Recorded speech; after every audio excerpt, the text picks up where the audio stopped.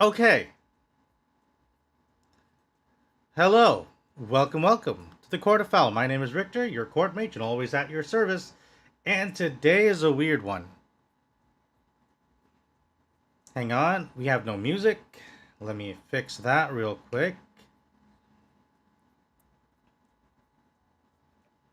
Oh yeah, oh yeah. Da da da da da da da da da da. Refresh, please. All right. So, my internet is kind of hanging on by a thread. So that's one thing. Please make sure you refresh.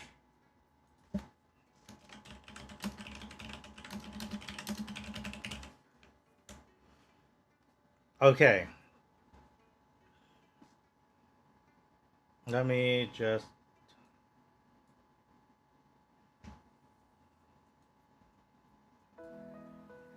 Okay, no, there it is. Whew!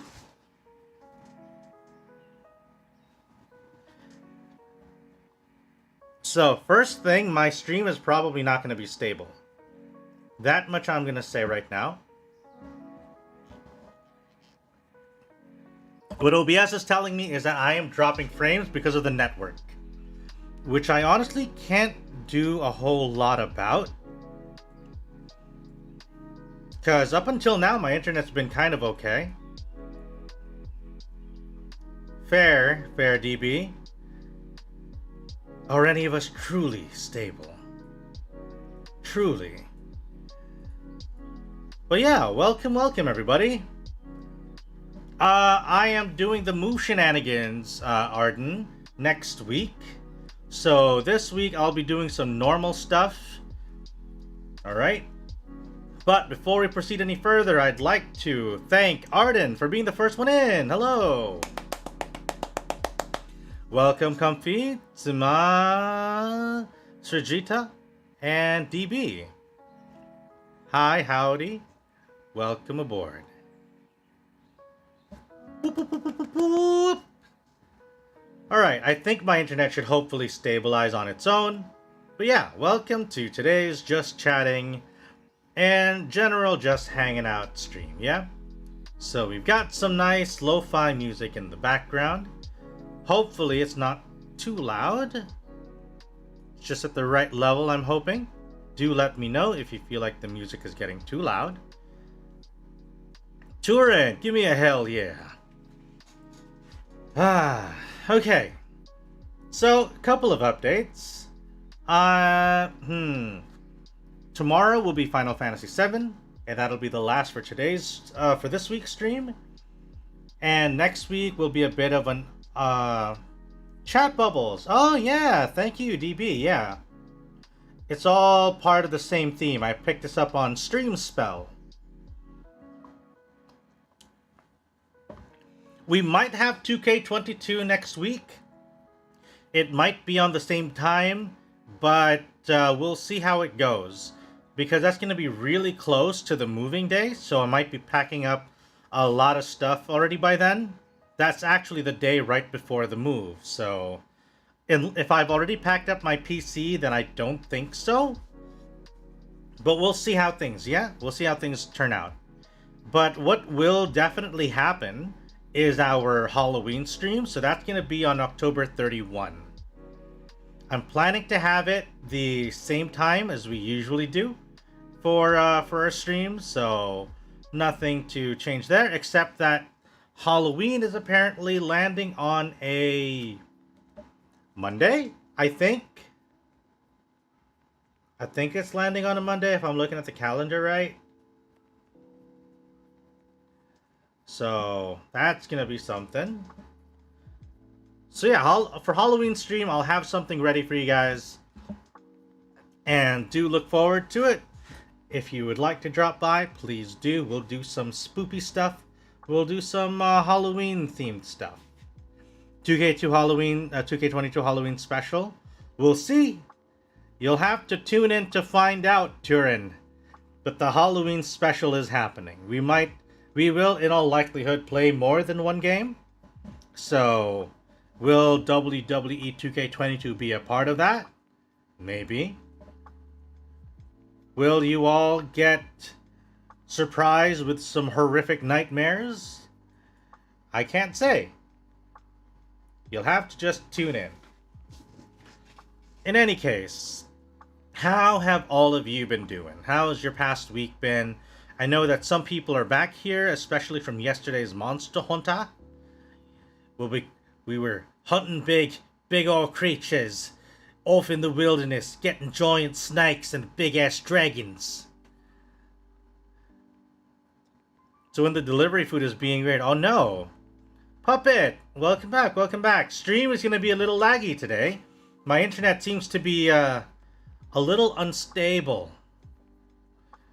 So I'm hoping that that's going to get fixed soon. Oh, by the way, I talked to my internet provider again earlier today. I called them up and said, yeah, so what are we doing? Are we moving or what? And they said, oh, we checked your requirements. You have submitted everything. Yes, I did.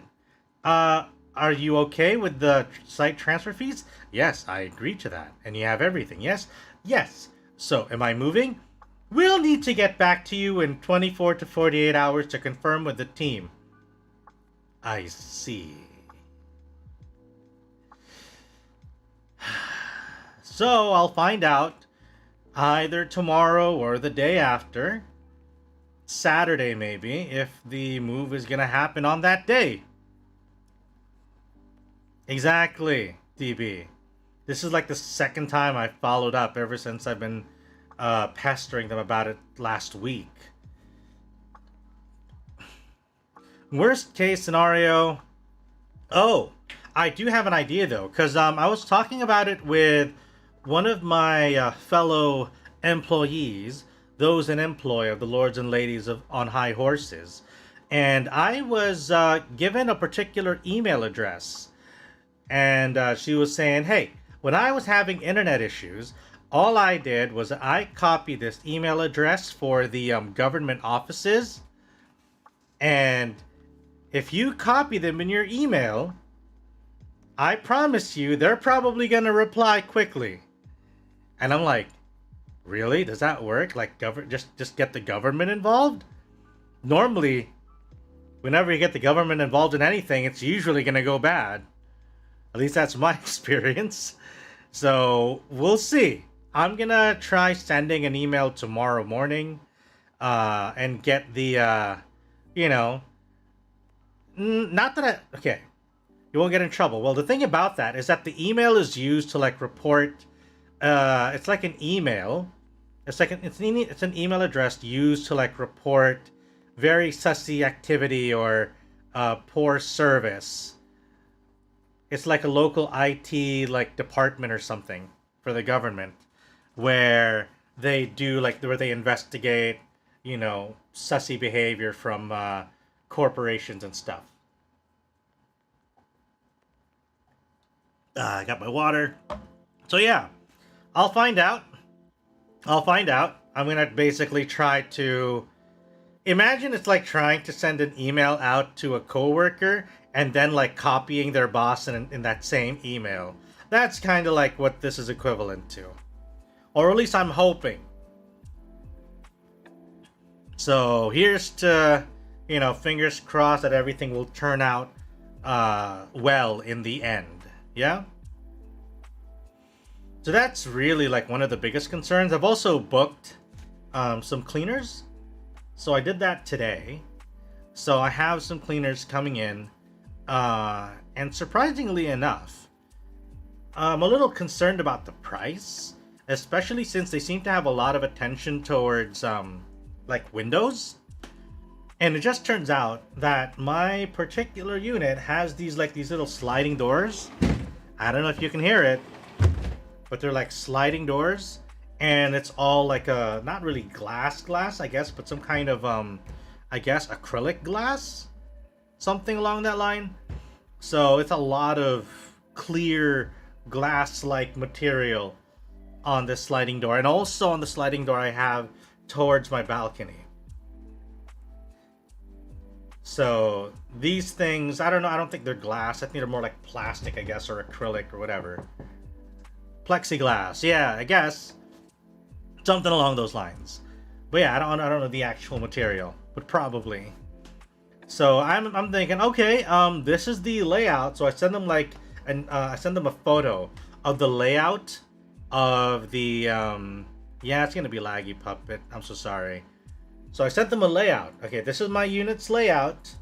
These are the glass thingies, the glass sliding doors. So are you gonna? I'm letting you know so you can adjust your quotation, and I won't be surprised if my bill suddenly goes up. And I do this ahead of time because I don't want to be surprised when they're saying, "Oh, look at all these glass things. We're gonna have to up the price." I just want to know ahead of time. You know, I don't want to be surprised by this. So they're going to be sending, I think, 4 people over. That's what they tell me. They're going to send 4 people over to do the cleaning, and it's going to be like a 5-hour affair. That's like their standard like procedure. They'll have people in there work for 5 hours, and then they head off. Now, I think in my case, they're sending about 4 people. If I had like a bigger house or something, they'd probably send more people to get it done within the same 5 hours. But, you know, that's, they said they'll get back to me. I'm expecting a reply tomorrow. If they'll, about how much they might need to adjust those fees. Fingers crossed it's not going to cost me an arm and a leg. But, you know, it's going to be payday soon, so I'll have a little bit of liquidity on me. Just hoping it's not going to hurt too much. Oh, and also my checkbook arrived because apparently, because I need to pay, I need to like give out some post-dated checks for like the for the place, you know. So I gave like my down payments and everything, and they're asking for like, oh hey, do some.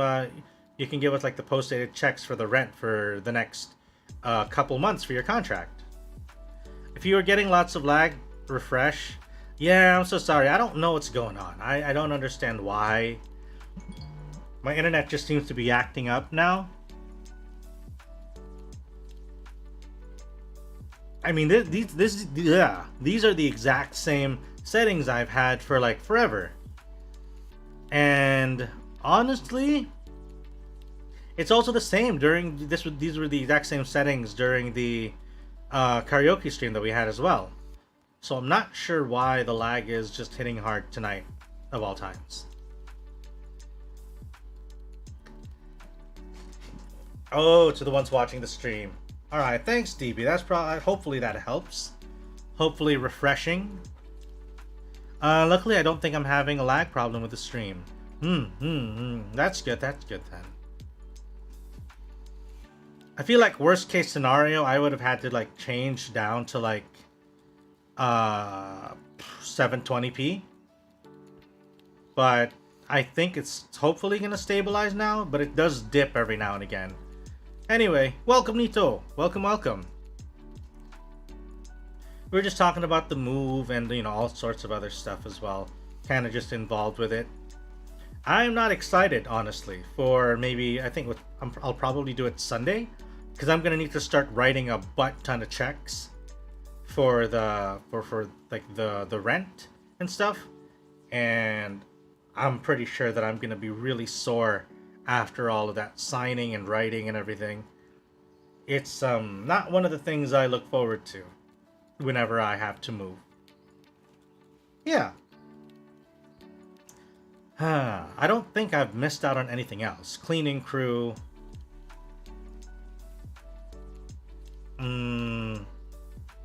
Internet. The moving truck rather. Yeah, I do need to pack up. I have not done a whole lot of packing yet. I still need to do a lot more. But I think I can get some of it done.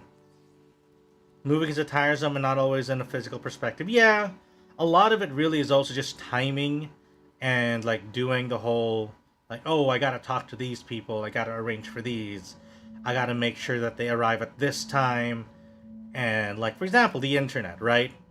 I don't know if they're even happening on the same day, right? But if they do, if it so happens that the internet guys do their thing on the day of the actual move, I'm gonna need to worry about what time the internet guys arrive. Like, cause I need to be there. I need to. Oh shoot. Okay, hang on. Hang on. Give me a second. Hey Siri. Remind me to fill up all of the moving forms and work forms tomorrow. Okay, thank you, Siri. Thank you, Siri.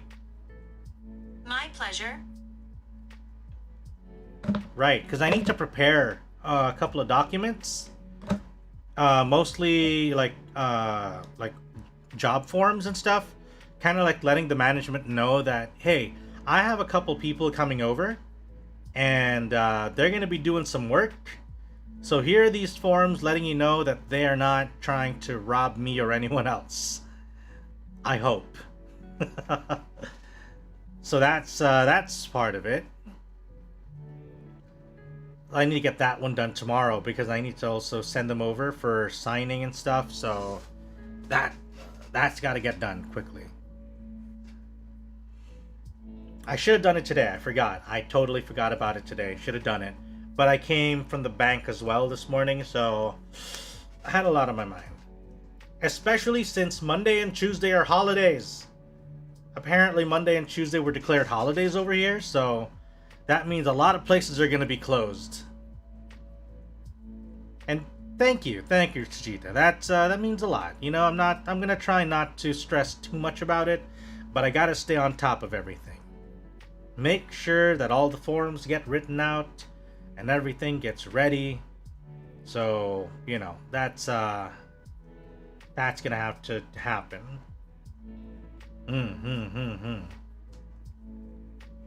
So yeah, I have to remember that tomorrow. Anyway, I think that's well, good to know it's a holiday in every other part of the world. Well, yeah. I think Tuesday in particular is the one that's a holiday everywhere for at least most places that I know of. Monday is, I don't know how or why Monday got declared a holiday though. As far as I know, Monday is okay. It shouldn't be, but maybe they were thinking, Tuesday's a holiday. If Tuesday's a holiday, it'd be a hassle to come in on Monday. So we might as well make it a holiday too. You know? Like, actually, that was a bit of a hassle for me. Because I didn't realize that Monday was going to be declared a holiday, right? So I went ahead and told the lords and ladies on high horses that, hey, I'm going to take a day off on Monday, Wednesday, Thursday, and Friday. Right? I'm going to take those days off. And they said, sure. Just file it in the electronic system thingy. And I'm like, okay. So I go ahead and I log in this thing and I go through the whole convoluted process of, you know, putting in the information when I'm gonna go on my days off, and I send it in, right? And it goes through like 2 approvals apparently. There's the boss right above me, and then there's also another like approval from like HR or something or whatever. So basically 2 people need to sign off on it. So I send it in, they're like, okay, cool, we're good. So they signed it off, and it's approved, right? Cool, it's all approved.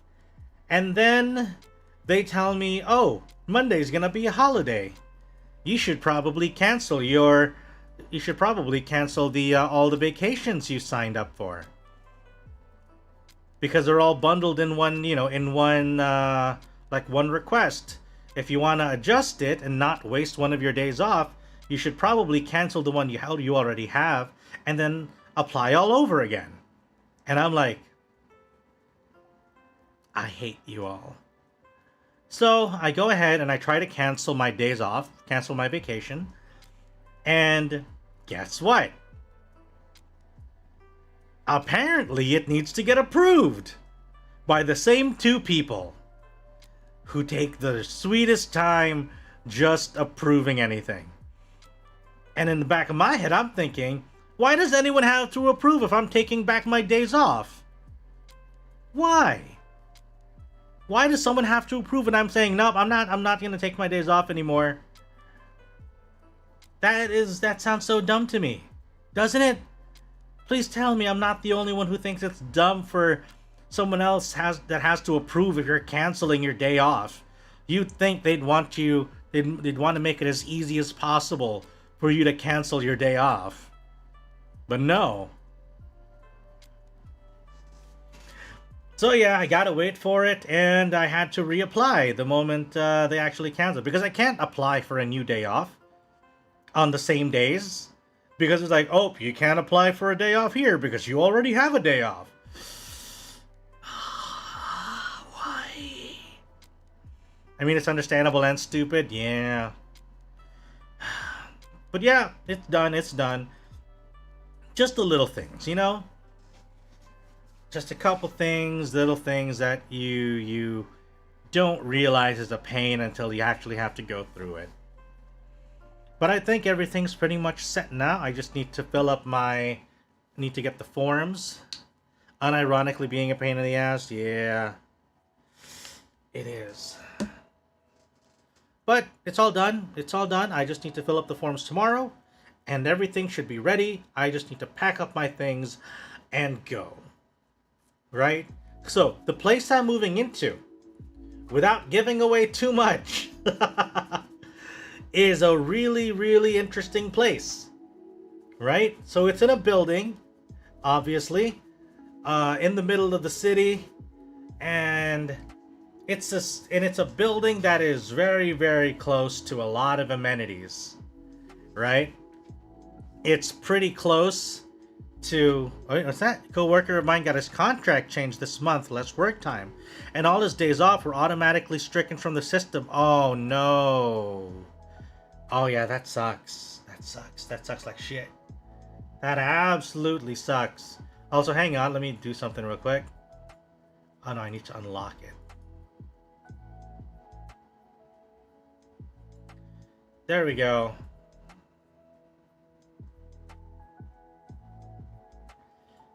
Okay, gotta lock it now. Lock docs.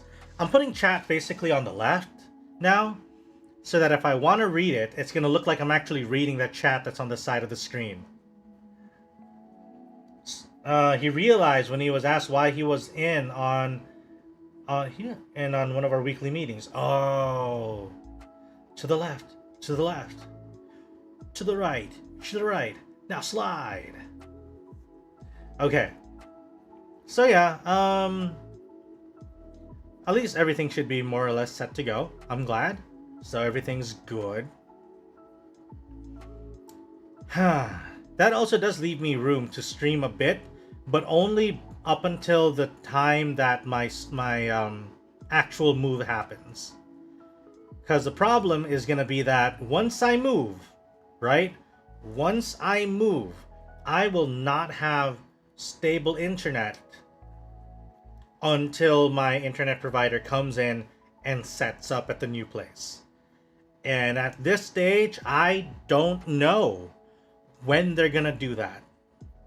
If they're gonna do it on the day of the move, or after, or whenever. I've got no idea. They tell me they're gonna make sure it gets done, but they're not guaranteeing anything. They haven't confirmed that they even have someone scheduled to arrive on the day.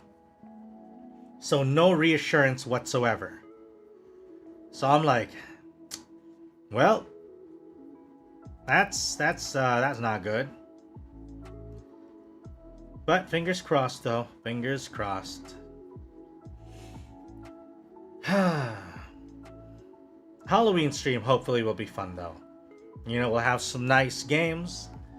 We'll do some spoopy things. Maybe, ooh, how would you guys like to be told a spoopy story?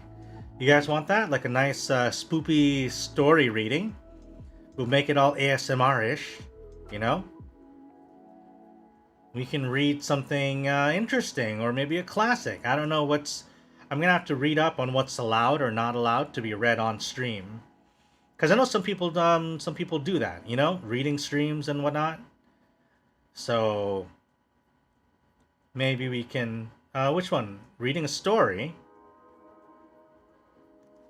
I can read.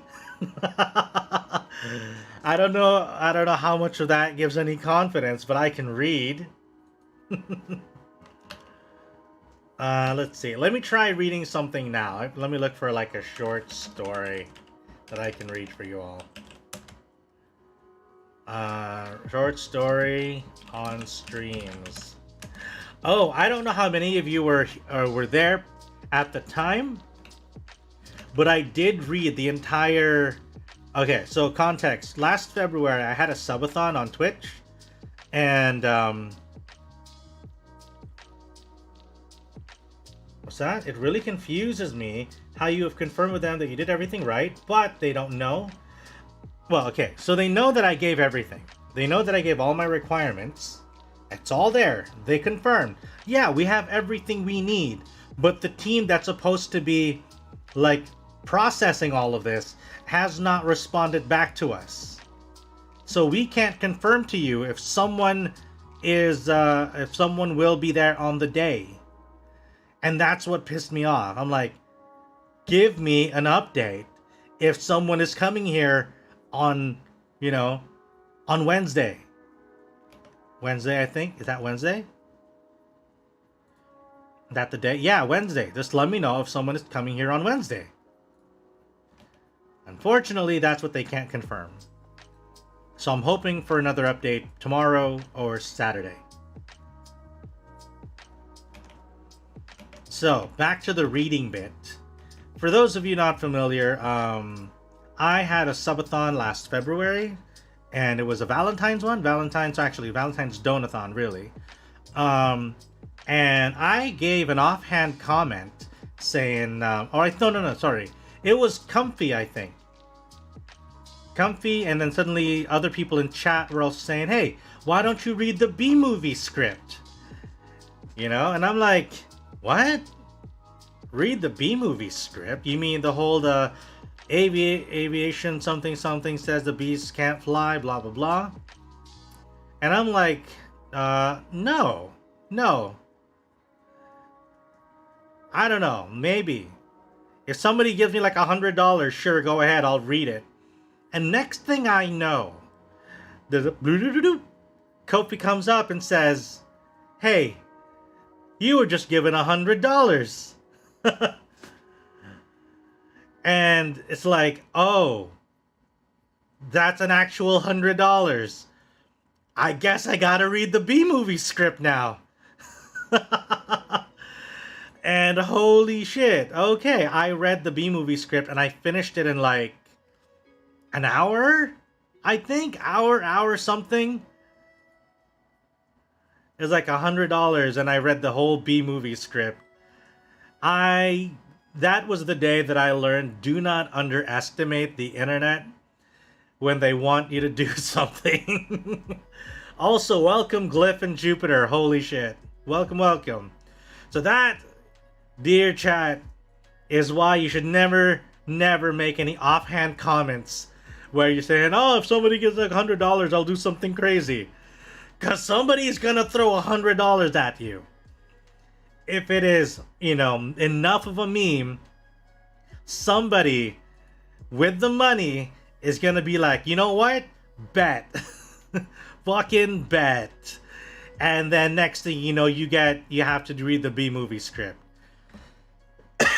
Sure, you get $100 thrown at you, but it's still like, oh shoot, read the B-movie script. It was a glorious time. I'll have you know, it was a fun time though. Absolutely fun. So anyway, so that comes back to the whole topic again for the Halloween stream. Do you guys want me to like read some spoopy stories or something? Because I'm gonna try to look up like a short story now, and I'll give you guys like a sampling of how I read. Because FYI, I can read. So let's see how it goes with this, should we change the music? Or do we keep, like, do we keep this, lo-fi going on for a bit? Mm-hmm. I think it should be fine for the most part. Oh, okay, I'll look for free short story. Sorry. Let's see. Only if you add comfy to scare them with the... Oh, we'll see. I'm gonna go for it. Looking for a short story with a lot of likes. Recently featured. No, we're not looking for recently featured. We're looking for the best of the best of the best. Cause... Oh, okay. 10 ways to explain your husband's death to your son. You guys okay with the death story? Oh, creepypasta, you're right. I should try to do some creepypastas. Yeah. Alright, so we're gonna try reading this one. It has death in it, clearly by the title, so let me see if I can find one that's also maybe Halloween-y one. That's a Halloween-y. Lo-fi, copyright-free Halloween. Okay. We got something here. I think we got something. This isn't Halloween? No. Give me scary. Scary. Copyright-free Halloween. And then the scary bit is like a copyright strike. Ugh. Chills. Oh, there we go. Much better.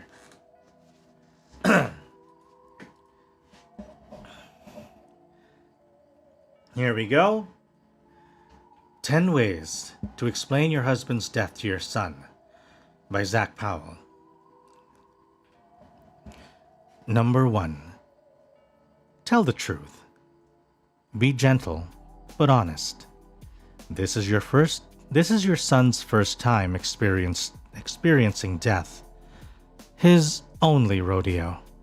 He is 5 years old, wild-eyed, and sugar-crazed and baby-toothed.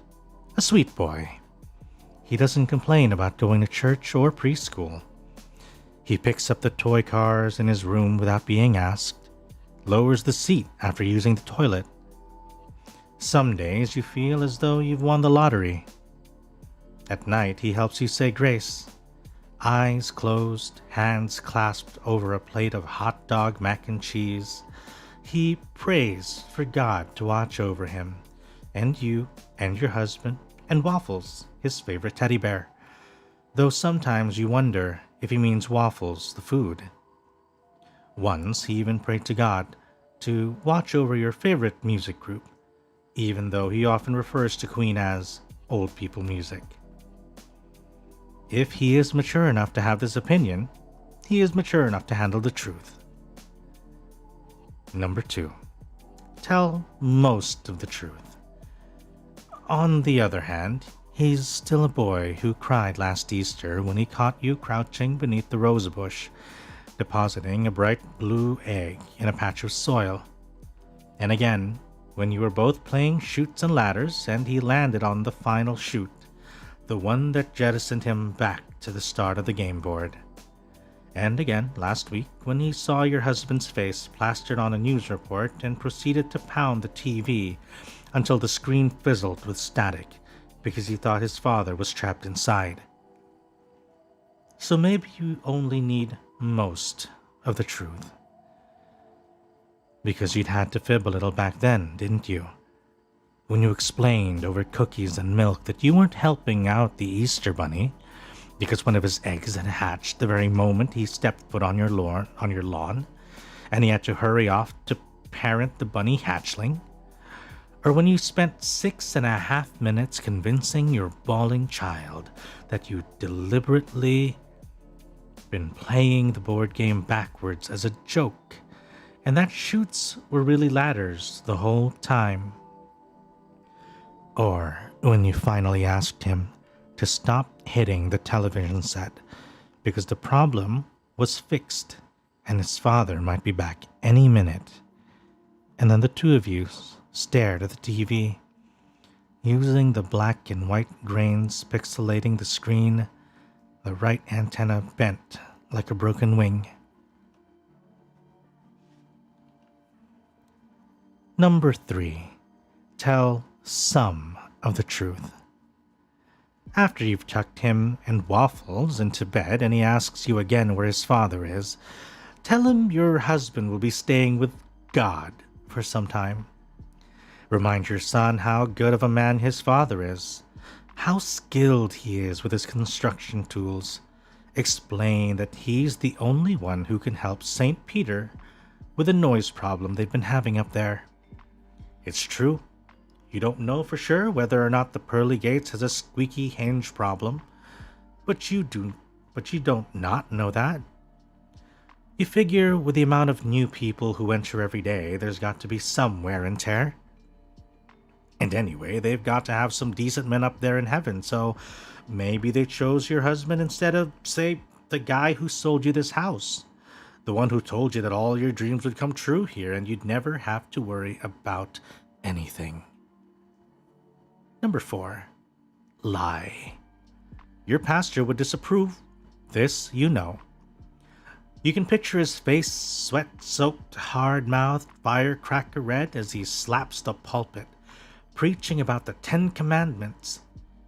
You can hear the cloudburst of his words stretching across the pews, salvation falling like rainwater. Thou shalt not bear false witness against thy neighbor. But it's your son, not a neighbor, and that makes, maybe that makes you exempt, an exception to the rule. And anyway, who hasn't lied before? Like the time the Campbells said they didn't have enough money for the collection plate, but you spotted them later that night at the wine shop. Both of you carrying full baskets. Or the time your pewmate Ruthie May, bless her heart, brought a vegan cake to Bible study and you distinctly tasted butter. Oh, you knew it was butter because you'd lied about your margarine-only diet. And what about those times your husband stumbled into bed after midnight and told you he was out doing some last-minute repairs for a client, and they'd invited him inside for some drinks? Yes, if there's one thing you know by now, it's this. If you believe in something hard enough, it might stop becoming a lie. Number 5. Say nothing. Once, when you were a little girl, you tiptoed into the kitchen while your mother was taking a shower, threw open the freezer, and inhaled a whole 6-pack of ice cream sandwiches. No real reason why, just because you could. When your towel-clad mother emerged from the bathroom and saw the results of your banquet, the empty Klondike box, you with one hand on your chilled stomach and one tacked to your clammy forehead, she said nothing. Took a step back, then another, until she was in the safety of her room and the door separated her from your groaning. It took 15 minutes for you to sit up straight, half an hour before you were able to confess what you'd done, and longer than that for your mother to accept your apology. But the thing is, that ice cream pain went away on its own. Your mother didn't have to say anything for it to vanish. All it took was time. Maybe that's why sometimes when your son asks how much longer God needs your father's assistance, you say nothing. You float through the house like a poltergeist, prepare the dinner, change the TV station, keep quiet. Here's your ice cream pain, your husband, the stomach ache you're waiting for time to heal. Number 6. Answer his questions.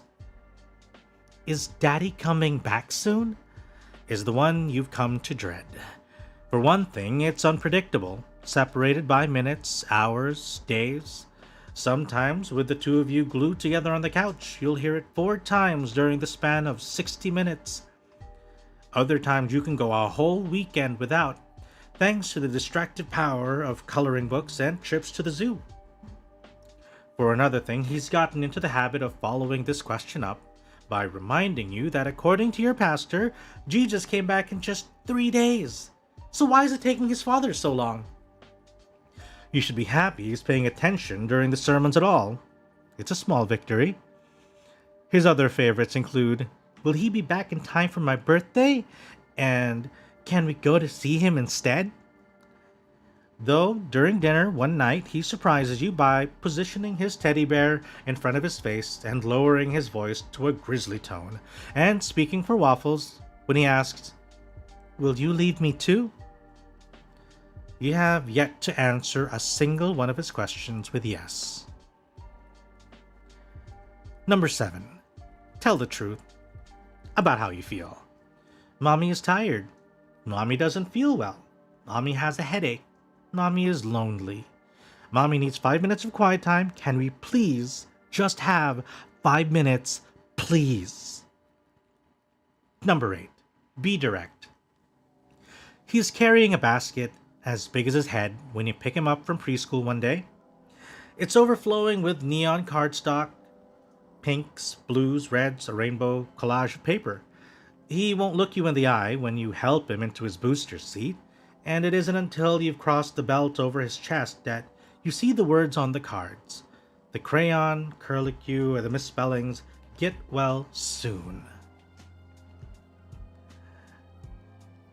When you question this, he informs you that his teacher, the freckled one waving at you from the doorway now, heard the news about his father. He tells you how she made all the other kids skip nap time to write those cards while she took him to the side and told him it was okay, to tell her how he really felt about losing his parent. The door slams under the weight of your grip, a noise like a knife slicing an apple in two. You turn to do something to the teacher. What that something is, you don't know. Will only realize in the passion of the moment. But her back is turned, and she's already headed inside, and you're forgotten. Alone. You slide into the driver's seat, let the engine rumble purr. Tell your son you have a confession to make. You can only bring yourself to look at him in the rear-view mirror. Number 9. Reassure, reassure, reassure. You assure your son that none of this is his fault. Let him know that he had nothing to do with the accident, or the bottles in the fridge, or the fight that you and your husband had the last night either of you saw him. Let him know how much you appreciated him staying in his room, even when the vase shattered. Even when your voice grew wild with accusations. Even when your husband stormed out in his boxers and slippers, slammed his car door, and sped off to who knows where. Then, right there, in the preschool parking lot, you do something you haven't done in a long time. You thank him for his resilience, for being such a brave, strong boy through all this. For that day he smacked the TV antenna and turned the screen into mush before the reporter could tell you that there had been another woman in the car with your husband when halfway out of town, he'd run the last red light of his life. Number 10. Keep hope alive. Some days, you feel as though you've lost the lottery. The house is calmer, quieter, without your husband's specter haunting it. Your son doesn't speak as much after the funeral. Maybe he doesn't trust you with answers anymore. Most days, he just sits on the carpet with Waffles and glides his toy cars along the floor without making a sound.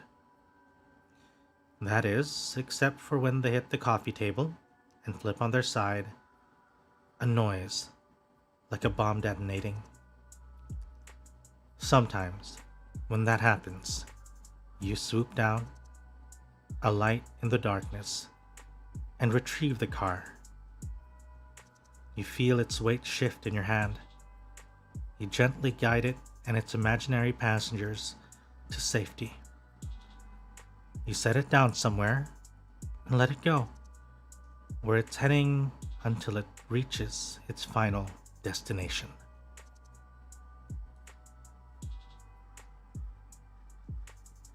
And there we go, the end. Aha! Whew. There we go. Thank you for your patience. I went through that whole story. Let's see. Let me try to catch up with chat real quick, yeah? Scariest story of them all, How the Grinch Stole Christmas. Oh, I would love to read that though. Is that in heaven or in Brazil? I don't know. All is strange and vague. Are we dead or is this Ohio? Probably Ohio. Or maybe Iowa, as Jupiter was saying. I was reading a short story, and I'm just reading it as I go along, so I wasn't able to catch on to chat. Normal stories for non-spooky vibes. Gotta make it sexy. The winking is all accidental. Wink thrice if you're being in Eve's basement again. No. No, we were just doing a sample reading. Because we might do some reading on Halloween. We'll have a Halloween stream, so we were basically I was just letting chat know how I read stuff. So if you guys are okay with that, then we can start reading maybe some creepypastas and stuff for Halloween. Does that sound like a good idea? Like on top of like playing games and stuff. In my cat costume. Yeah, sure, why not? You're right, I totally forgot about that. The maid cat, yes. I totally forgot about the maid cat outfit. Fuck. Okay, we'll see. I will do my best to fulfill my part in making it a fun Halloween for everyone, alright? So yeah, that's the plan. We're gonna do some reading then, if you guys like that. Yeah, it's almost like you thought we'd forgot. Yeah, of course. Totally didn't forget about it. Yeah, it's totally in the plans. How could I forget? How could I forget?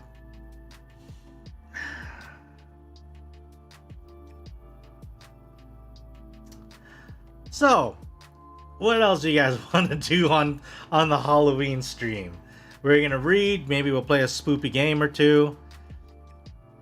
I think that's gonna be a good time. I don't think I'll probably stream for an overly long period. We'll do a couple readings, we'll chit chat, maybe we'll have some food and celebration stuff, you know? Have a general good time. Karaoke in your costume? Hey, karaoke sounds fun too. Maybe some spooky oldies like the one super old webcomic. You're gonna have to specify that. I feel like there's a lot. Cursed food on stream? I don't want to get myself sick right before, you know, I start hauling boxes from one location to another, comfy. Alright, maybe we'll do that once we actually get into, you know, the actual place. Okay? Watch, don't hug me. What? Oh, don't hug me, I'm scared? Tarot readings. I don't know how to do tarot readings. I'm not that kind of spellcaster, comfy. I'm not that kind of... Oh, that's the name of the... Wait, huh? Yeah, you know what? Give me and I'll also check out the Don't Hug Me, I'm Scared. I'll check that one as well. So just send me all the stuff. I don't know how to do tarot readings. I also don't have cards. So we're gonna have a lot to come up for, and I don't know if I can have that all ready by the time Halloween rolls in. Junji Ito. Ooh, that's a good option. Are there like some like short stories or something by Junji Ito? Oh, I'm asking if you want one on Halloween. Ooh. Yeah, that sounds fun. That sounds fun. If you'd like, maybe you could even have a brief guesting in, Comfy. You know, when you do the readings. That sounds fun. I'll be in my costume. Hey, maybe we can even have, you know, like guests over and we'll share. Oh, maybe if there are people who are down for it, maybe we can have, like, you know, stories, you know, around a campfire kind of scenario. You know, like, a la, like, Are You Afraid of the Dark or something? You can all tell, like, some ghost stories we may have heard or experienced. Because I have a couple that I have under my belt. Although some of them are more funny than they are spoopy. But for the, you know, for the whole Halloween theme, I think it'd be very appropriate. Campfire ghost stories, exactly, Nito! Yeah, campfire ghost stories. Get your marshmallows ready. No sleep Reddit thread. Ooh, oh yeah, that's gonna be a good place. We'll grab some of those from there too. It's turning out that this Halloween stream is gonna be really fun. I wasn't quite sure exactly what we would be doing, but it's starting to shape up quite nicely, So please, do check out the Halloween stream. I'll probably put up the placeholder maybe tomorrow or by the weekend, just so you guys can can get ahead of it. Oh, and while you're all here, it's probably as good a time as any to remind you all. Don't forget to like the video. Don't forget to share it with people who might wanna just chill, hang out, or what. And also, when the video is done, please also try to comment if you can, if you got the time, and just maybe comment your favorite moment, or maybe your favorite ghost story. Then maybe we can read it over on the Halloween stream, yeah? Yes, and of course, subscribe. Yes. And really though, if you can, please comment on the video, like once the stream is done.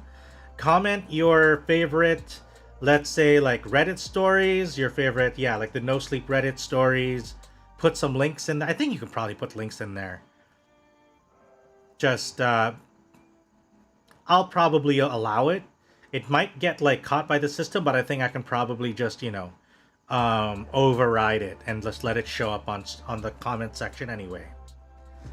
So that's gonna be something. So we'll have stuff to read on Halloween stream, and then we'll have some guests come over and try to share their ghost stories. You know, that'd be fun. We'll have like maybe one guest come in, tell a story. I'll share my thoughts about it. We'll talk briefly, and then we can bring in another guest with a story, yeah?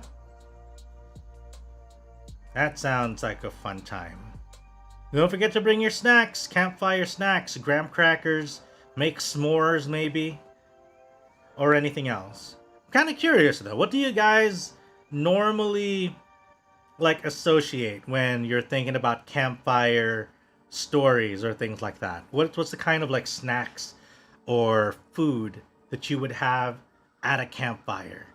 Imagine it's night, you're all sitting around a bonfire, you're telling stories, maybe you're having dinner, you know, and you're all just passing the time before you sleep in your tent. Self-made bread on a stick. The souls of previous druids. Oh, that sounds fun. Although, I wonder if the souls of previous druids would allow you to wild shape into forms you never previously knew. Hershey's on s'mores. Ah, yes, the Hershey's classic s'mores. Spicy rice crackers. Oh, that sounds interesting. That sounds fun. Also, I'm really curious, Nito, about the self-made bread on a stick. How does that work? And would that, like, is that good? I'm personally a little curious. I am, there's a part of me that thinks, oh, that might be dangerous. But also, that could be really, really good. Bread on a stick. Because I like bread. Alright, I like bread. And having like buttered bread, that's nice. It's good. Nothing better than self-made bread. Ah. I see, I see. I'll try to look into that. Might be fun. Did you play a FNAF game during the stream?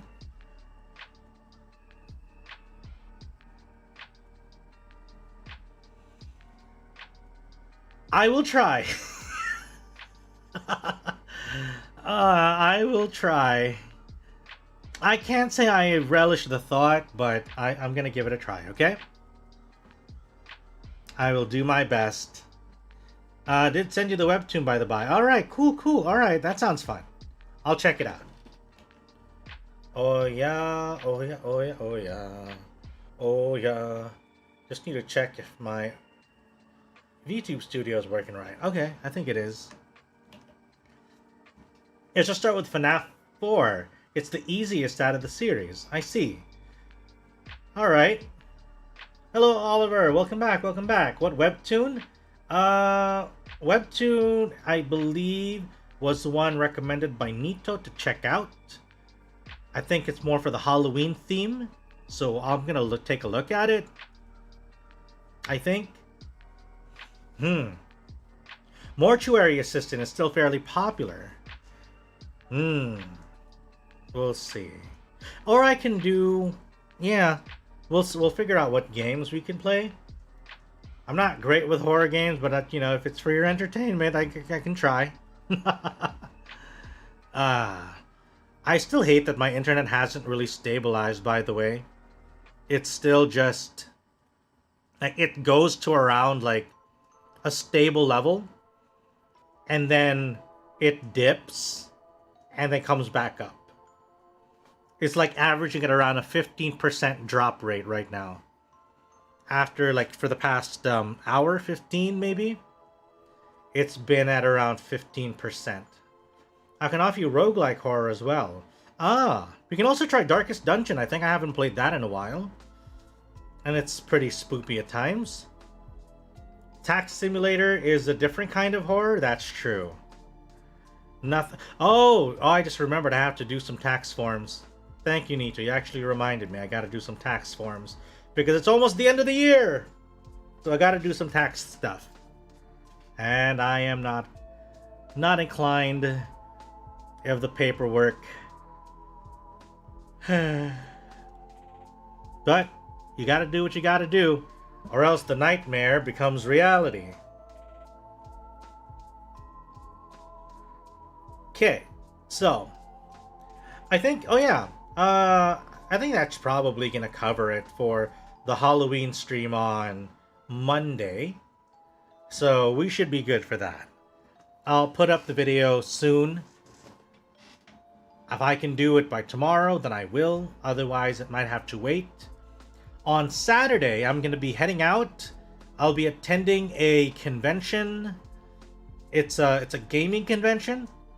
So it's gonna be fun. I'll be there, checking out all sorts of different stuff. There's a couple of big players there. Apparently, there's Riot. That's gonna be in attendance. I think there's gonna be Genshin. That's gonna be there as well. I have not seen the trailer, and I've kind of purposely avoided that. I've tried to purposely avoid some, you know, that stuff. And I'm thinking. Maybe we can do like a reaction to it. I don't know if that's gonna trigger some YouTube copyright stuff. So we'll have to see how that goes. But I want to do like, maybe I can do a quick like reaction to stuff. Just so, I don't know. I want to do something like that. Maybe I'll make it like a video. Maybe I'll turn it into a video, actually. You know, reacting to a bunch of trailers and other stuff. And I'll include Black Sun among the list. Put a filter on it and lower the volume. Yeah, we'll see what we can do about that. What I might do is I'll just record it and upload the video. And sounds like a gaming territory war. Could very well be, honestly. I think that same convention, I think a couple of years ago, they had what's his name? The guy from Castlevania, the main dude, Igarashi, Koji Igarashi, was actually at that convention, and he had like a whole setup and everything. And like there were people taking photos with him, and like he even had like the whip on him. He was wearing his like hat and whip, so that was cool. I was like, holy shit. Because I think he was promoting what do you call that? What was that game? Ah, I forgot. The one with the girl. Shoot, forgot the title. When is the convention? It's on Saturday. It's happening on Saturday. So again, a Bloodstain. There we go. Thank you, Frog Knight. Thank you, thank you. My brain is kind of butt right now. So yeah, on Saturday there's gonna be Genshin. I think Tower of Fantasy is also gonna be there. Riot's gonna be there doing stuff. Also, what was that? I forgot to catch up on chat. I'm so sorry. If this channel blows up, we'd be considered the OGs. Yes, you would be, Sir Dubious. Yes, you would be. And I am hoping that someday this channel grows, you know, really, really big. Would be nice. And Fumi, I am winning. Chat is being an absolute darling. You missed out, though, on some reading. We read a little story about 10 ways, let me read again. 10 ways to explain your husband's death to your son. That was a bit of an interesting read. I had not read it before, and by the end of it, I was just as confused as chat was. But it was a fun read. It was fun. Very whimsical, very witty, wonderful writing. Divorce to death. Damn, you're gonna explain my death to you. Yeah, you know, here's the thing. Here's the thing, Fumi, yeah? If you are willing, I would be more than happy to narrate your death to you. And so, Fumio stood at the precipice of life and death, knowing that there was no way back, and that the next step forward would be into the afterlife. A life where he would no longer be able to feel or see the world as he had come to know it. Instead, what lay ahead of him was a life of streaming and gaming and absolutely tearing noobs to shreds in Apex. But he didn't know that. Not yet, anyway. All it took was time. A fun read is Jokes by Children. Oh, I think I've already read, what do you call that? Some other stuff that I'd like to read before, like Go the Fuck to Sleep. That's always fun. Your latest obsession is League? Oh, right. You've entered Salt Lake City. I forget that you're a filthy League player now, Fumi. You're a filthy boy. You know that, Fumi? You filthy League player. Wash that mouth out with soap. Wash out your keyboard for all the trash talking you're gonna do.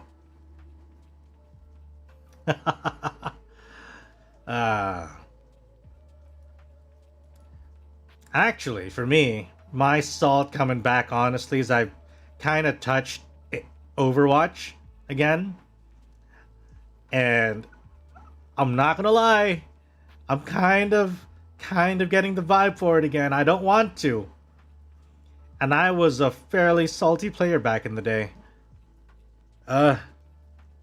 League is fun for me, but apparently not for my friends. Yeah, true. Oh, Overwatch 2 is dirtier than League. Yes, it is. It is. I know it's very dirty, but... you know, sometimes it just brings out the worst in me. And that's why I have no plans of streaming it, I'll be perfectly honest. I don't want to stream Overwatch 2 with you guys. I feel like you guys are going to see a side of me that I'm just too ashamed to show.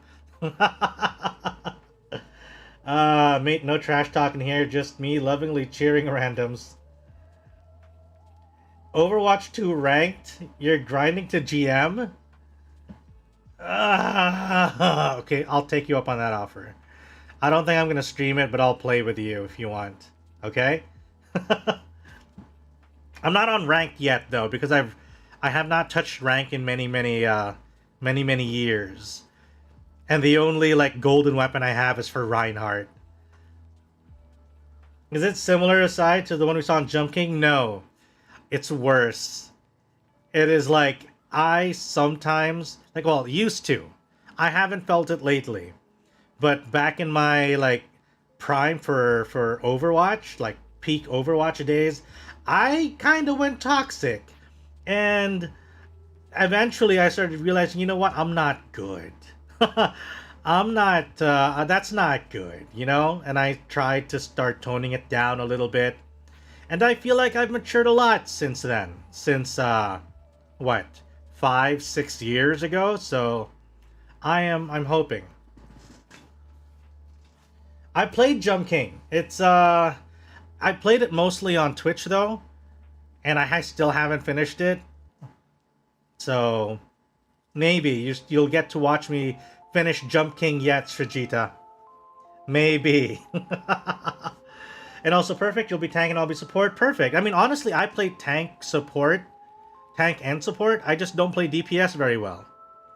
If I end up in the DPS role, I'm usually going to be a pretty shit, what's this, Cassidy? Whatever his name is now. Or sometimes I can do Mei as well, on occasion.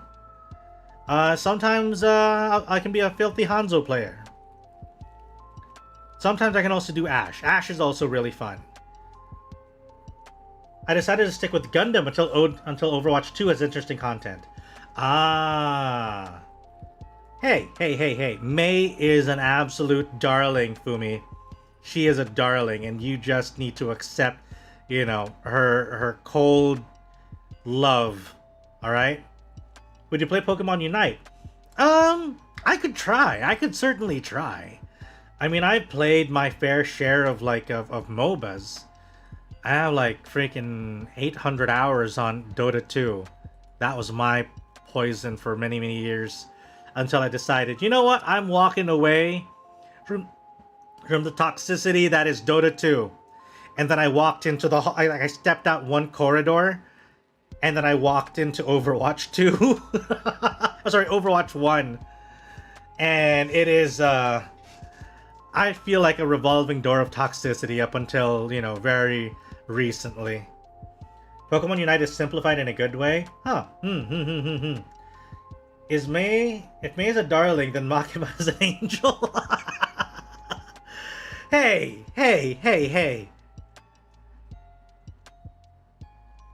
Don't you dare compare Mei to Makima. Please don't. Mei is meh now. That was almost a tongue twister, wasn't it? Well, she's still... I don't know. I feel like she's alright, you know? Isn't Overwatch just a little SMM video? No! Sir Dubious. I have seen too many things on SFM videos when it comes to Overwatch. I have seen things, and I don't know. I feel like I've changed. Running into SFM videos is... No. Let's move on. I feel like we're starting to delve into territory that's a little... Yeah, bye.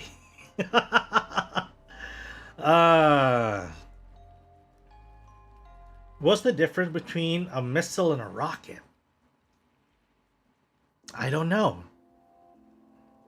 I don't know much about weaponry, to be honest. I don't know a lot about like weapons and the modern warfare. Yeah, I don't know much about modern warfare, to be honest. And also, Maria, you got the jungle there, right? You mentioned you'd be doing jungle stuff today, yeah? How's it going? But yeah, modern weaponry, modern warfare, not much of a clue. My brain is still on trebuchets and catapults, so I can't help you too much on that end. If you pour your own blood onto an existing wound, would said wound heal faster? No, I don't think so. I don't think that's how that works, Sir Dubious. Almost all missiles contain some form of guidance and control mechanism, and are therefore referred to as guided missiles.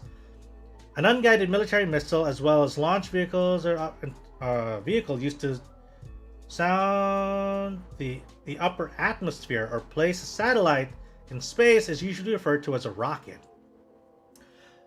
Oh, I see. Okay, that's interesting. I'm not 100% sure. Bring a sword with me. Swords are fine. Swords are fine. But my personal weapon of choice, if I'm not wielding magic, then my weapon of choice is a halberd. I'll let you all know now. My melee weapon of choice is a halberd, okay? It's a fun weapon. You've got reach, you've got bladed weaponry like on one end, and at the same time, you also, if you really wanted to, you could also use a halberd as a blunt weapon. Yeah? It is absolutely a great weapon to have. Anti-cavalry weapon. Halibut, the fish. No, not halibut. Halberd. Imagine it's a long pole, right? And then you've got like a nice big blade at the very end. And you can use that to stab. Imagine it's like an upgraded spear. BRB climbing mountains. Good luck, Maria. Good luck. And stay safe, alright? Stay safe. Make sure that you don't get too reckless. Hopefully everything is dry. No, not the Grim Reaper blade. That's a full-on like scythe. So not that level. Let me share a halberd. Let's best to show you. It's also got a pointy end. A lot of like actual halberds had like depending on at least the style of the halberd, because there were some Chinese styled halberds. That's more of a, I forget, there's another term for that one though, for like the Chinese pole arms with the blade on the end. So let's take a look at halberd.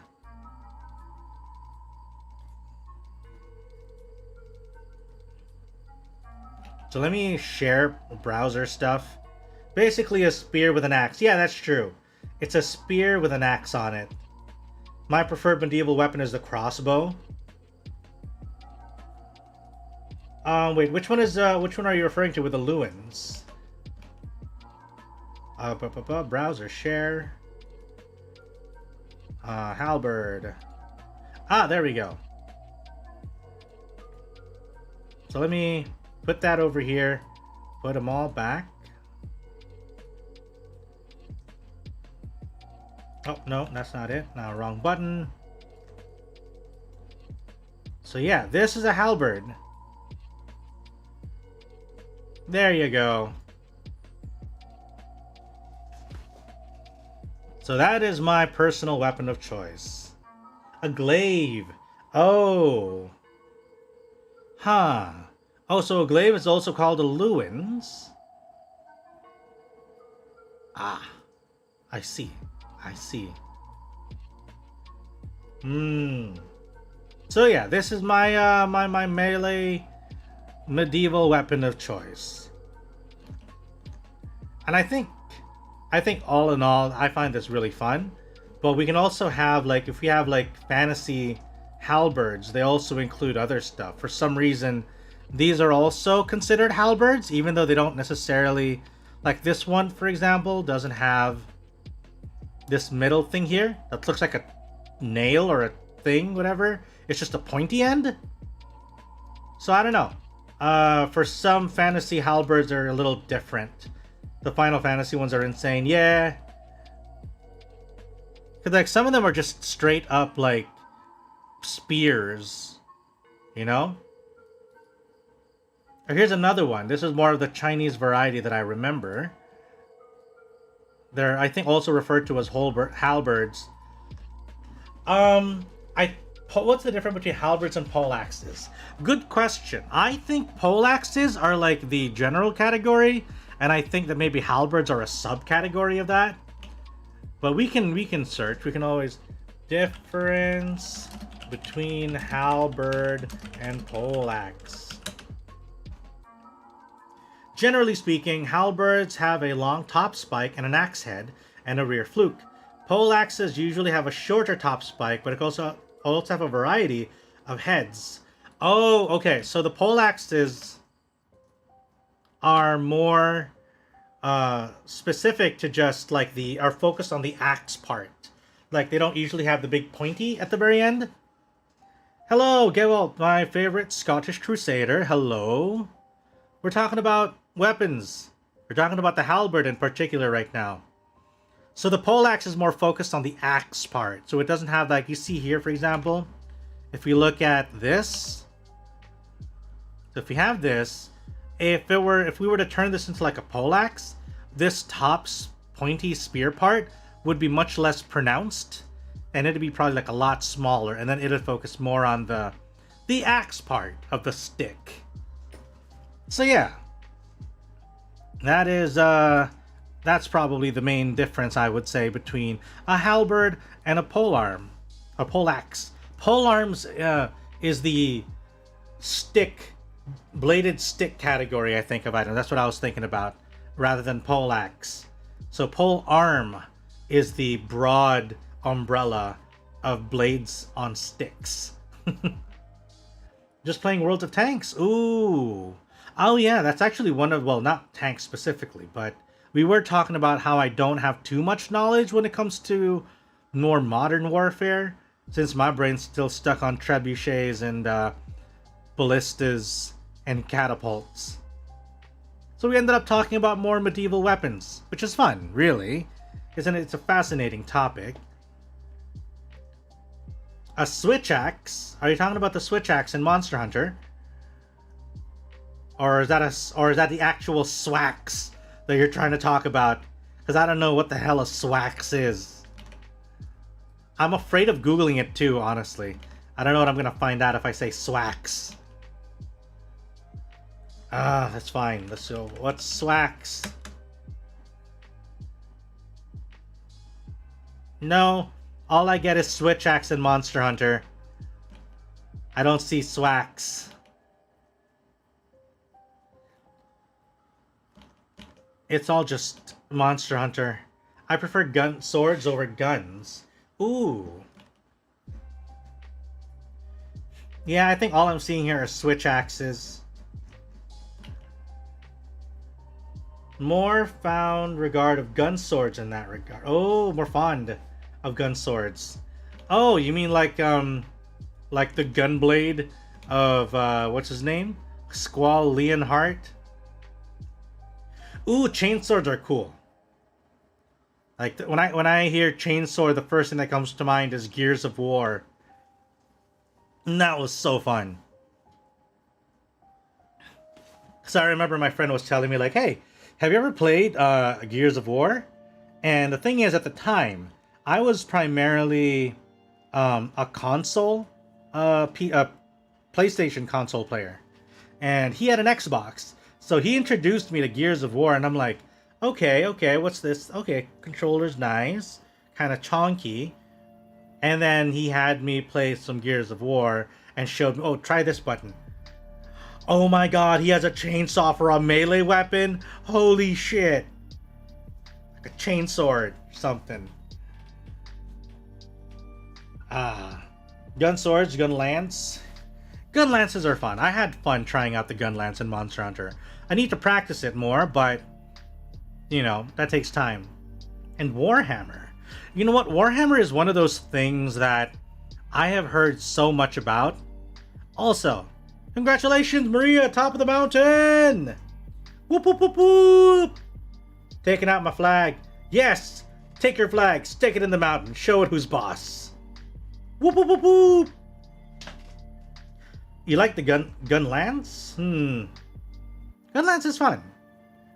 Chain gun. I've never tried. I'm not sure. I don't think I've ever seen what a chain gun looks like. Let me take a look.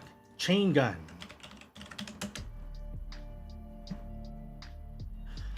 Oh, this is a chain gun? Isn't that just like a machine gun? What's the difference? What's the difference? If this is more like a machine gun, what's the difference with a chain gun? Can someone explain? I don't understand.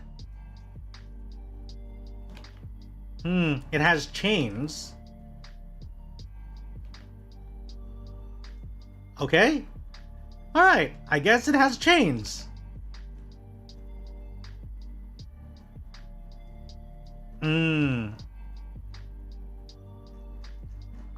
I guess.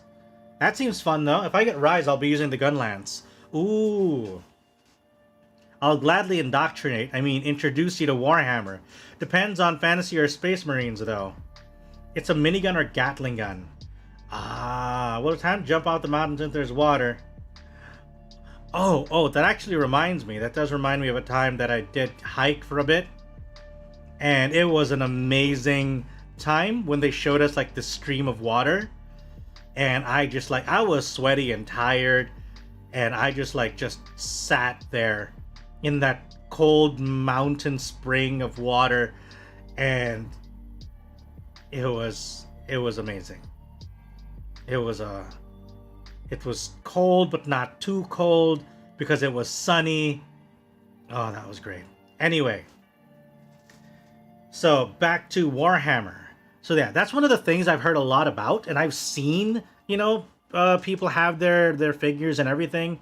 I do pass by my local hobby shop on occasion, and I do see, a lot of people either one of three things. Oh no, usually one of two things. They're either playing Magic the Gathering or they're playing Warhammer. And boy, have I seen some people with Warhammer, with their entire Warhammer setups. And I have seen people measure with tape, and I'm like, holy shit, that looks hardcore. And it is. And I have a friend who actually had, I think, he had some Warhammer stuff, and he was really getting into the whole, what was it? All I know, he was talking about the Emperor a lot. I don't remember much else. I feel like sometimes he might have been trying to indoctrinate me already, talking about something about the Emperor. That's what I remember. Skulls for the Skull Throne, blood for the Blood Gods. Oh, trust me, I'm the biggest Warhammer nerd. Ooh.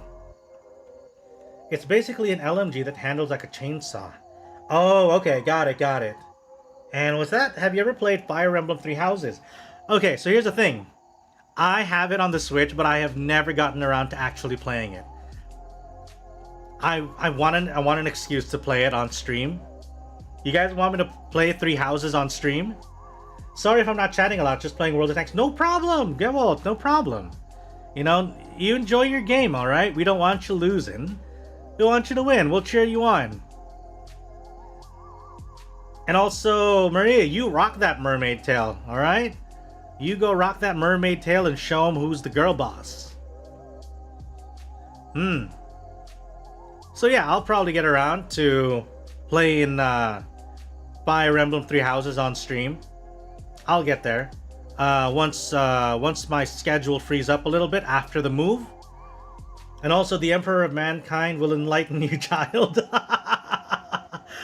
Though my belief lies within the Omnissiah. I see. Three Houses got me hooked for a while. Ooh, sounds fun. I played a heck ton of Awakening, and I'm sure that a lot of people have probably gotten into Fire Emblem because of Awakening. I skipped, what do you call it though? I skipped the one that came after that? Was it Fates? No, not Fates. I forgot. Who can remember what was the Fire Emblem after Awakening? Because I skipped that one because I was waiting for, I remember a lot of the copies of it sold out so quickly that I was looking for one of those limited editions that had both of them. Not Hero. Was it not Heroes? The one with like the Japanese themed one. The one with Ryoma. Because I remember Ryoma because I did play Fire Emblem Heroes for a bit of a while. I got lucky enough with Hector. Hector was carrying my team in Fire Emblem Heroes so much. The trailer for the new one. Yeah, actually that I did. I remember. That's the one whose artist is the same as Bales, right? I remember it was it's the same artist behind Hajos Bales from Hololive EN. The one with the big titty Malignite. Okay, wait. Let me get this thing here. Fire Emblem. Not. Was it Fates? Oh yeah, it what was Fates? Yeah, Fire Emblem Fates was the one that I skipped. With it, I had like, cause it went fucking Pokemon with Birthright and Conquest, and I decided, you know what, I want both, and I remember they were saying that there was like a, oh yeah, well it's okay if we got whooped. You can't win everything. Good luck on your next one though, you know. It's okay. We'll wish you luck on your next. So yeah, I wanted to get like the combined version, but that was like it was hard to get. I think it was like a limited edition run where you could get, you know, the two of them in one package, and I waited and waited, and then my friends were telling me, the ones who got it early were like, yeah, it sucks, kind of sucks, and I'm like, oh, that's so disappointing. I guess I won't play it anymore. Sir Dubious, no R34s. We will not R34 in this house. Okay? We will not R34 in this house. Fate's saving grace. But yeah, so the newest one I've seen and I want to get into it. Oh shoot, I just realized the new Pokemon game's also coming out in November, isn't it? Scarlet and Violet. Blah blah. Pokemon. When is it coming out? Scarlet and Violet. Release date November 18. It's like in 2 weeks, guys. The outfit: a black pearl necklace, black and purple tail, black pearl headpiece, and black seashell top. Oh, that sounds cute.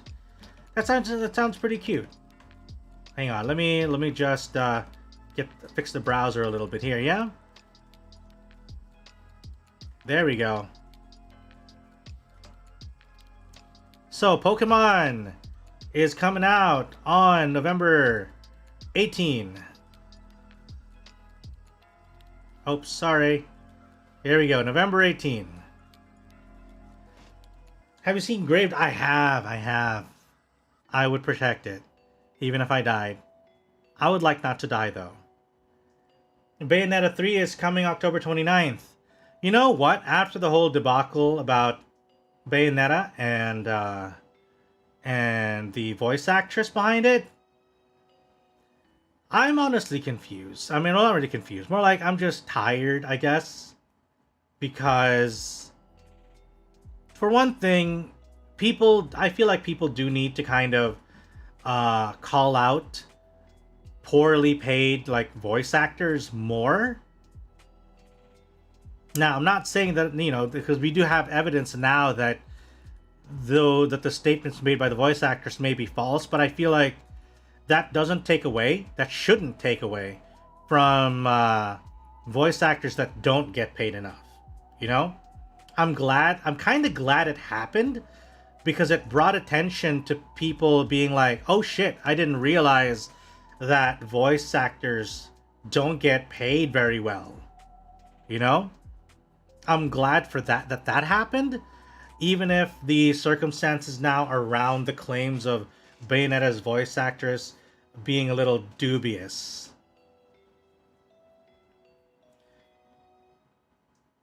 Yep, it is. So, okay, for those of you not familiar, basically the original voice actress of Bayonetta, I think Helena Taylor, was it her name? I forgot. But she basically came out on Twitter with a series of videos claiming that Platinum Games had given her had really lowballed her pay to like $4,000, and said that she declined the offer, saying that it was insulting because $4,000 for a multi-million-dollar game like Bayonetta was definitely pretty shit, like, especially for the kind of work that a lot of voice actors do, especially for like leading roles and stuff. It deserves to be paid, deserves to be paid well. So she came out with those accusations, saying that she even got in contact with Hideki Kamiya, and shit happened, that's why she's not voicing it. So what happened was, afterwards, the one voicing Bayonetta for 3 is none other than Femshep. Forgot her name. Jesus, why am I forgetting so many things?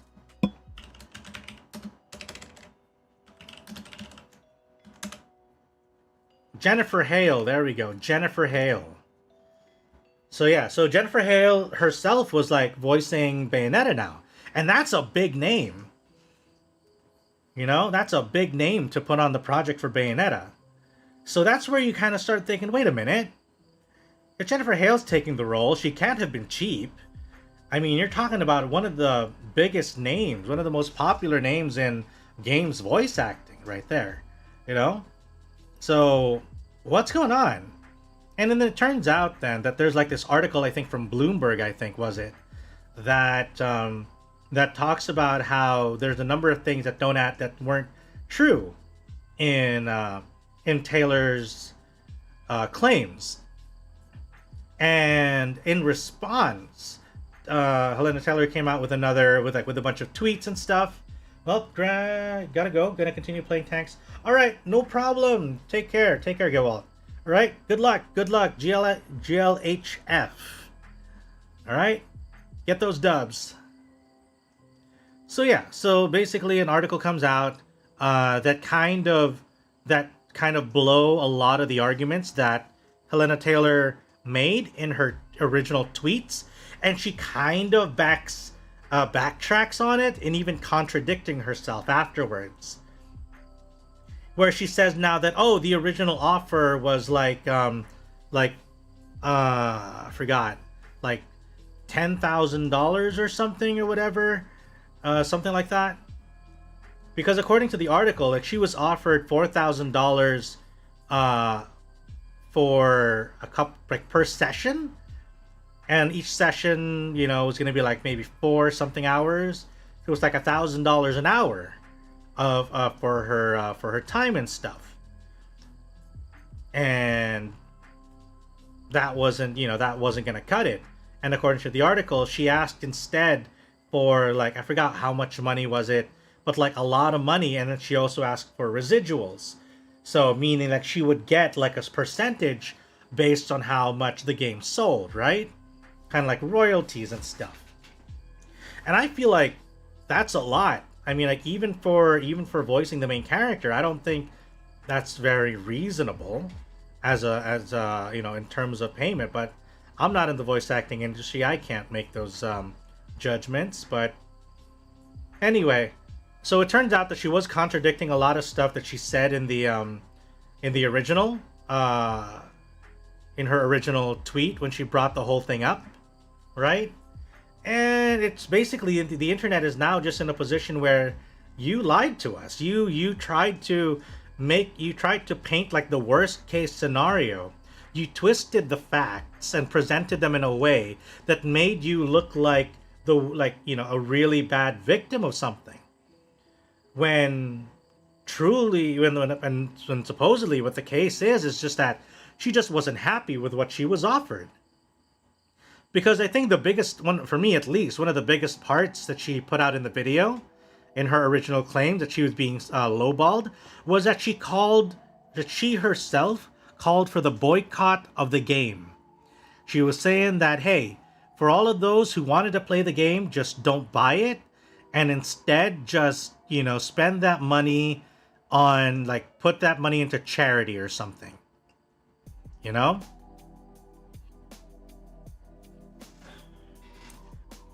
what are your thoughts on MGTOW? I'm not sure what that is. Also, welcome back, Turin. Welcome back, welcome back. That's one way not to get any more gigs. True, true.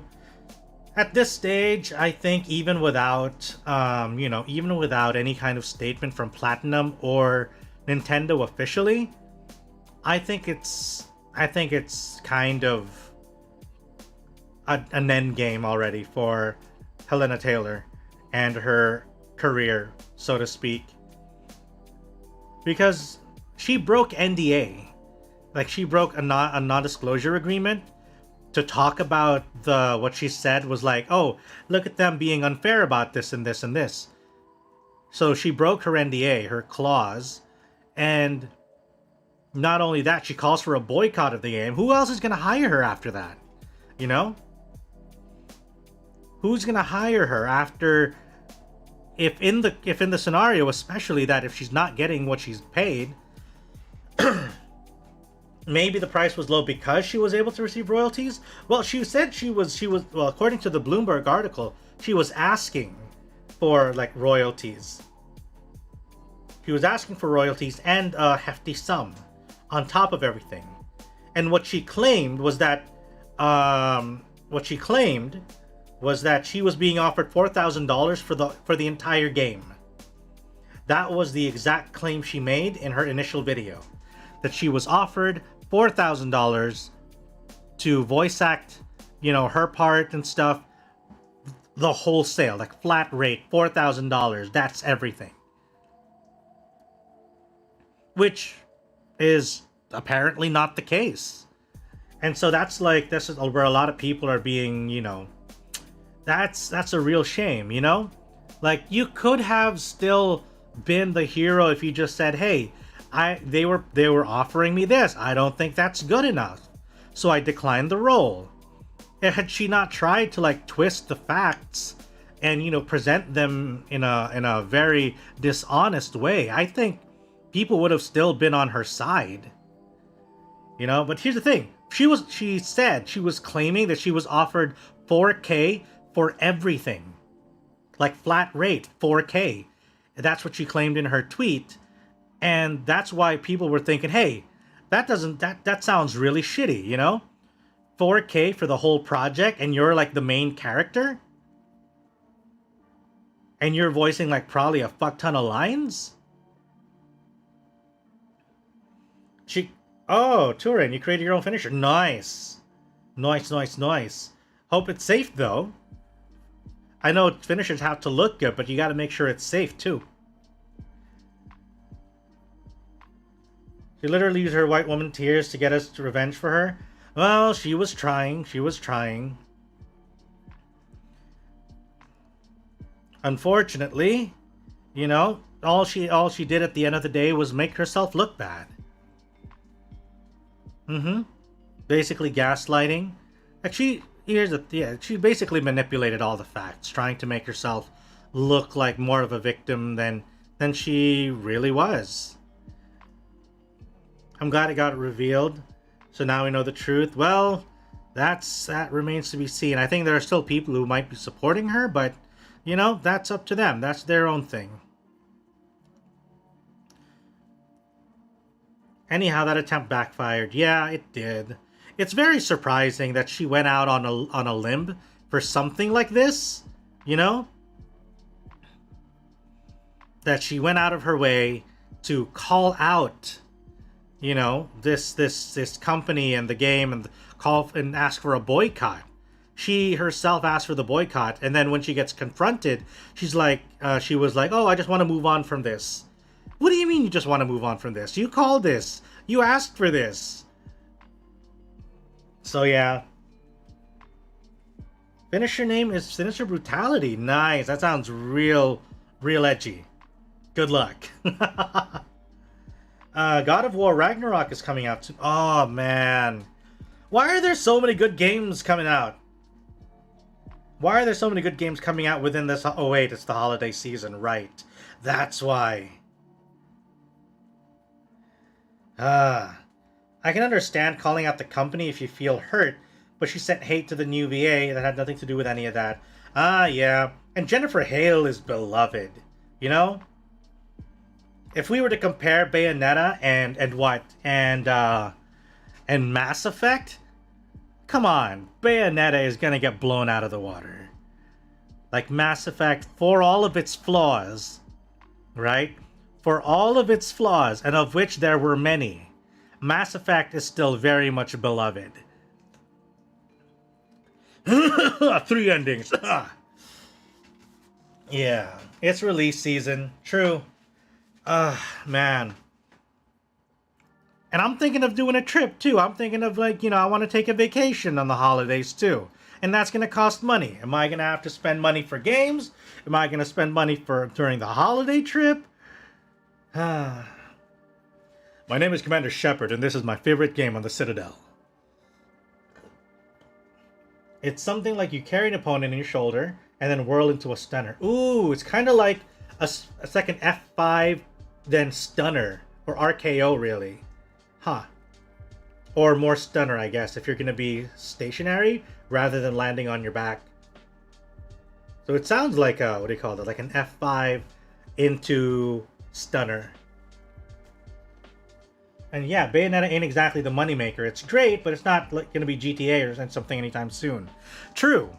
I mean, we also have to remember that for as much as it is a fan favorite, when it comes to the numbers, we have to remember that Bayonetta 2 almost didn't get made. If it weren't for Nintendo stepping in, we might not have Bayonetta. We might not have had Bayonetta 2, right? Like Sega dropped it and wasn't interested in publishing it, and Platinum Games was just sitting there. You know what? We can't do Bayonetta 2 unless we have like backing from a publisher.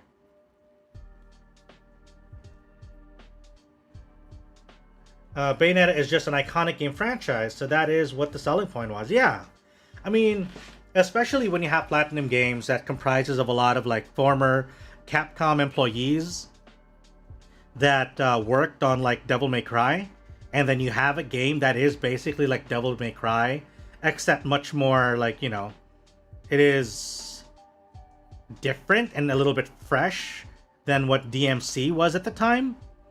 So of course you're going to have something that sold pretty well. But whether or not that really translated into a lot of like sales, that wasn't exactly the case. And there was a reason why Sega eventually dropped Bayonetta as a franchise. Although I don't know if I don't know now though if Bayonetta 2 would have sold nearly as much if it had not been for Nintendo. Because at the time, Nintendo was known for very, like nobody thought that Nintendo would have something like Bayonetta on its platform. Especially since Nintendo is usually known for being, very family friendly. We gotta have all the stuff for the kids, Nothing sexy, dare say sexy, or with implied nudity, or actual nudity like Bayonetta would have it. So yeah, it was very unexpected, and I feel like the fact that Nintendo picked up Bayonetta might have actually boosted its sales even more. F5 to stunner, a complete stunner. Ah, got it then. So fireman carry to stunner. Or I think, what's its proper name? A cutter. A sitting cutter, maybe? A sit-down cutter. But that's the gaming industry for you. I actually think that more people are going to be buying Bayonetta now than before. Just to kind of, stick it to Helena Taylor. Hype for Violet Scarlet? Ooh. Hey, Nintendo is hurting kids in Pokemon games. Like, yeah. I still don't know which version to get. I'll be honest. I don't know which version of Pokemon to get at this stage. Maybe I'll lean towards Scarlet. So we'll see. We'll see. Might have to coordinate it with some of the people I know, just so we don't end up catching like the same. We don't end up getting the same version. Am I the only one who coordinates with friends when it comes to like picking up a Pokemon game? Like, because I grew up with one sibling, and we would be, and well, with one of my brothers. And what happened back then was that, you know, we would get different versions. Yeah. So, like for example, like with second generation, I think was it silver and gold. He got gold, I got silver. So yeah, it's always fun like to coordinate. Like, all right, I'm gonna get this version. Who's gonna get that? We got to make sure everybody gets, you know, a little bit of everything so we can trade. Is 2K19 good game to be specific? I don't know about 2K19. Honestly. It's the... I don't think it is. No, it was 20 that was terrible. I think 19 is okay. I don't remember much about it, but it's fine. Kind of like siblings that won't play games that the other does. True. It was a fun time though, I remember. Because even when it came down to like because when we really got into Pokemon, we also got into the card game. So me and my brother got what do you call it? We would get pre-constructed decks. Like the family would get us the pre-con decks.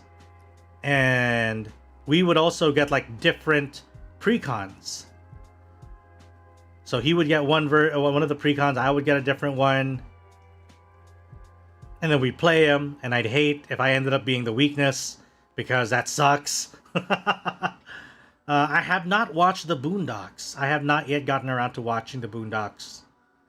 I know it's been mentioned before already on stream, but I have not honestly gotten around to watching a lot of the stuff that people have been recommending. You're gonna go now, Sujita? Alright, you take care. Take care, you have fun, alright? Whatever you're doing next, you take care of yourself. And I'll see you next time. Maybe probably tomorrow. You have fun now. Bye. Don't forget to hydrate. Good times. Good times. So yeah. So as for this coming version, I have yet to toss a coin on which one. I'll probably grab it digital, because I don't want to have to go out and just change cards. And honestly, I'm getting a little bit hassled nowadays with having to, you know, swap cards out. And I got a pretty decent memory card on my Switch, so I should be able to handle it. November is harsh. So many games contemplating getting Sunbrick for Switch. One, since I'm playing it more often than PC at the moment. Oh. Hello, Trickstar. Welcome. Violet is cooler. Yeah, IMO. I'm still tossing it up between the two. And I'll definitely have to check in with my friends who's getting what version, so that, you know, at least we have each version represented. And we can just trade. Because, you know, you gotta complete that Pokedex. Gotta trade. Would you guys be interested in watching a blind Nuzlocke of Pokemon Scarlet and Violet? That seems fun. Yes, I have friends, surprisingly enough. I'm surprised too sometimes. With the kind of shit I do on occasion, I am surprised I have friends at all.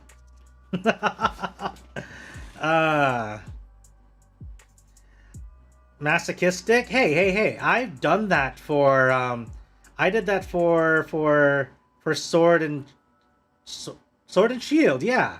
I did a blind, what do you call that? Nuzlocke for Sword and Shield. Old wrestling games like SVR was very detailed. Oh, that's kind of true though. You can always try retro gaming. Get a, you know, you can try to find ways to play the old games. You know what I mean, Turin? Yar. But you know what? I'll think about it. Depends. I'll talk about what version first I'm gonna get. Once I sort that out, I'll probably do like a blind Nuzlocke run. It's usually very entertaining when you don't know what to expect, you know? And especially if you run into new Pokemon you don't recognize. Sounds fun. I just hope that, are you in chat, Eve, by any chance? I know that we have our our soul-linked Nuzlocke, which has resulted in much tears and pain. Do you wear an eye patch when pirating movies? Just me? Well, I have to own an eye patch first, unfortunately. I have never gotten around to actually buying myself an eye patch. If I could, if I did, I would. Yar. The Soul Link Nuzlocke is something. It really is. It's fun though. Not gonna lie, it's super fun. But I feel like it is just brutal, you know? For those of you who have seen it, it is an absolute brutal time. And my head was just, no. But yeah, we'll probably do a blind Nuzlocke for the new Pokemon games come release day. I'll probably pick it up. I also have to save money for another thing.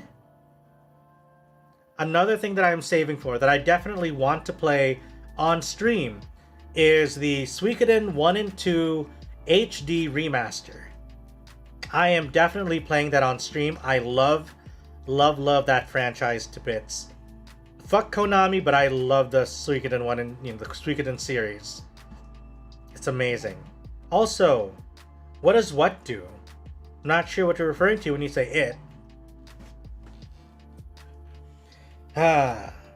What else we got? Oh man, I haven't even gotten around to playing Splatoon.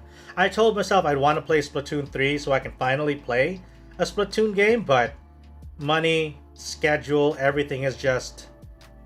Oh, the Soul Link, basically a Soul Link run is when you play Pokemon with someone else. Like, you're not playing it together, but you're both playing the same game, or rather, at least, you're both playing a Pokemon game.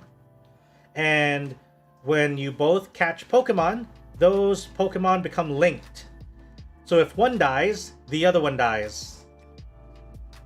So, for example, when I was playing with Eve, she got a Pokemon killed, my Pokemon dies. I get a Pokemon killed, its counterpart in Eve's roster dies. So it's a difficult game. Mid-match? That depends. Usually if it dies, for example, and then I'm not in a fight, then I have to go to the box and have to deposit that Pokemon because it's now considered dead. It was a very challenging run, to say the least. We did have to restart like a handful of times because it was that difficult. Because I think the other thing that I failed to mention is that it was randomized. So whatever Pokemon we started with, whatever Pokemon we encountered, was all random. You could coincidentally find a level 5 Mew on your first route. So that was something. And we also played with Nuzlocke rules, so if you don't catch your first Pokemon in your first area, you forfeit that. And if you forfeit that, your partner forfeits that. So there's a lot of ways for things to go wrong. Randomized Soul Link Nuzlocke. Looking back on it, I now ask myself, why were we such masochists? Why? It's like so many layers of difficulty. It was fun, but boy was it just a pain in the ass sometimes. Okay. I think we're actually gonna be good for today. You know that, chat? I think we're good. We've chatted quite a bit. We have a lot of things we still gotta do for tomorrow with FF7. Hopefully we'll be able to get through more parts and do some battles and stuff. And then next week, don't forget, Halloween stream. October 31st, Halloween, same time as everybody. I'll read your poem, and I can read your poem after stream, Turin. I'll give it a read. I'll let you know what I think about it. Alright, so next week, don't forget, Halloween stream. We'll do lots of stuff. We'll do story reading, creepypasta reading, we'll do campfire stories. And the costume. We'll play some games while we're at it as well. And after that, it might be a brief hiatus until until my internet comes back, okay? But I'll keep you guys posted. I might also do some Twitter listening streams and stuff. So on Twitter, so keep that in check. Make sure you check out as well my Twitter if you can, so you can stay posted. Anyway, thanks guys. Now before you go, don't forget to like the video, share it, and remember, comment in your favorite story that you might want me to read, or creepypasta or whatever, in the comments after the VOD is over, after the VOD comes up, alright? Thanks again guys. You take care, eat well, drink up, and rest up, okay? Love you guys. Bye!